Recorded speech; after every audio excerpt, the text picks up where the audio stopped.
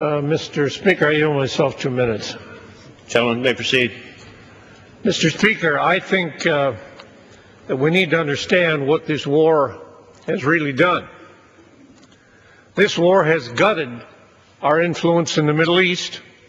It's gutted our influence in the world. It's divided our own country, and it's united our enemies. Outside of that, it's been a terrific idea.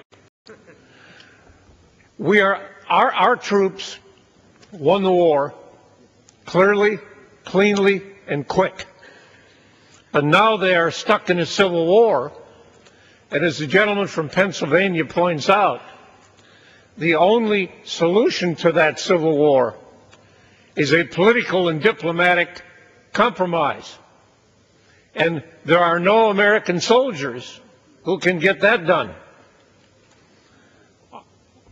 This motion, although it certainly isn't intended to do it, this motion, in fact, carries out the comments made by the Secretary of Defense,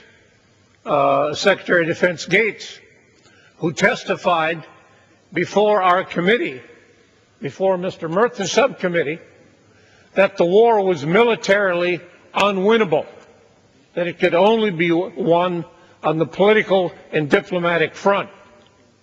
And in fact, the Washington Post carried this paragraph this morning. It said, Secretary Robert Gates told reporters traveling with him in the Middle East that congressional demands for withdrawal have been constructive. The strong feelings expressed in Congress about a timetable probably had a positive impact in terms of communicating to the Iraqis that this is not an open-ended commitment, Gates said. What this bill does, what the bill before us does, I yield myself one additional minute. Gentleman has an additional 1 minute. Or let me put it a different way. When the bill was before us the first time, our Republican friends did not bother to offer a recommittal motion. Why? Because they were divided about how to proceed. They could reach no agreement. They had no policy. Now they are offering a motion which they say they're going to vote against. Is that the best they can do? We've heard talk about a surrender date.